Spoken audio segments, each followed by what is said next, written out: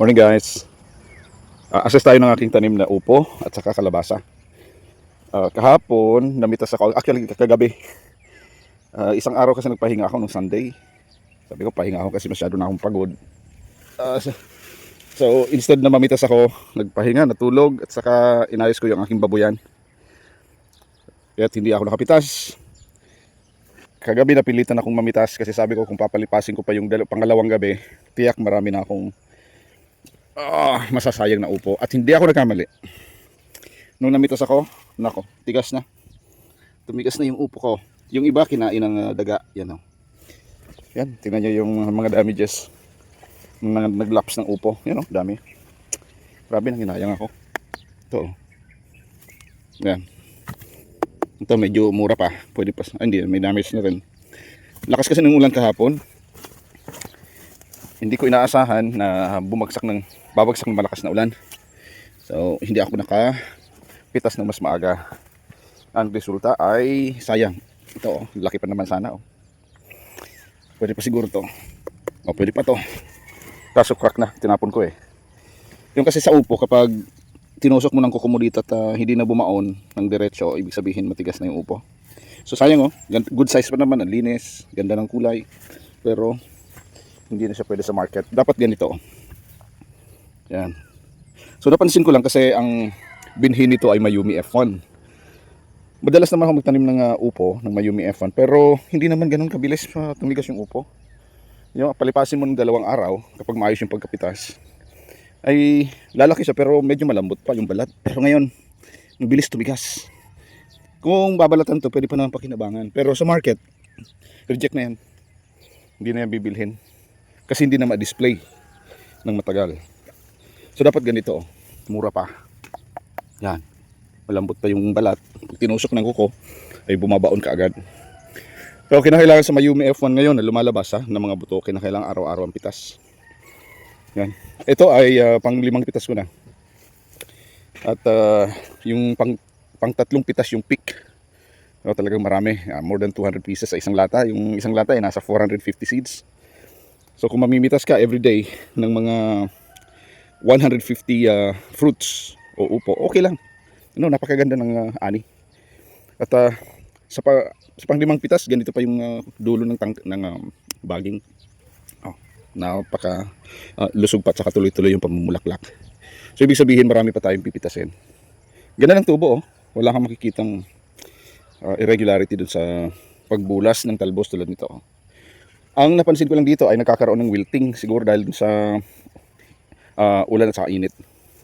Nagkakaroon ng wilting dyan sa gitna. At saka kapag masyado makapal yung baging, tendency sa ilalim, nag-accumulate yung mga bakterya. At may mga baging na nalalanta o nabubulok. Ayan. Pero sa production ng bunga, wala akong reklamo. Walang reklamo sa production ng bunga. Yun nga lang kinakailangan i-observe yung madalas na pagpitas. Araw-araw mamimitas ka. So malaking bagay yun, di ba? Parang okra, araw-araw pitas. Huwag mo nang palipasin na isa pang araw sapagkat hindi mo na siya mapapakinabangan ng gusto. Pwede mong kolektahin tulad yan. Pwede itong kolektahin. Dadalhin ko dun sa akin manukan at isa-chop ko to para maging pagkain ng manok. Yun ang usually, yan, kakaroon ng pagkabulok sa ilalim. Dahil sa init ulan. Yan, ganyan. Pag matigas na, wala na yan. So dadalhin ko to at isa-chop para maging patuka sa aking mga alagang manok. Yan, dami. Hanggang doon, meron pa. So, ganito lang ang gagawin ko muna for a while na. Papatayuin dyan para hindi matapakan. So yun mga kaibigan sa tanim na upo, kinakailangan araw-araw yung pamimitas para walang nasasayang na bunga. At tulad niya, napitasan ko na kagabi pero may mga nakasiksik pa sa pagitan ng mga dahon, mga kakapal na dahon. Yan, so pipitasin ko pa rin yan para maibenta. Yan, dito tayo sa kalabasa. Napaka-importante sa kalabasa ang pollination ng bulaklak sapagkat kapag hindi nagkaroon ng cross-pollination ay hindi nabubuo yung bunga tulad nung nagreklamo ko doon sa unahan. Pero ngayon, laking pasasalamat ko. After nung malakas na ulan kahapon, napakaraming pollinators nung lumabas. Daming bubuyog. So hindi na ako namang problema ngayon. Nagagawa pa ako ng hand pollination. Ngayon, kusa nang nagpo-pollinate yung mga kaibigan nating bubuyog. Napakarami nila. Yan, dadapo yan dyan sa pollen. Then lilipat siya sa iba't ibang bulaklak. So nagkakaroon ng cross-pollination sa pamamagitan nitong mga bubuyog. Dami nila. Yan. Kaya kapag ganitong oras, huwag kang mag-i-spray ng pesticide. Aalagaan natin itong mga pollinators na to kasi makakabawas to sa trabaho. Yan. So, doon, kapal ng kalabasan natin dito. Ito ay Sophia F1. Dami ng bulaklak na lumalabas, babae, lalaki. Ha? At may mga nabubuo na rin na bunga tulad yan. Yan. Okay. Yan o. Ang ganda ng trabaho ng mga bubuyog. Gagawa sila ng pulot at saka nakakapag-pollinate pa sila. Di ba? So ngayon mga kaibigan, yan, ganda di ba? Lalaking bulaklak yan.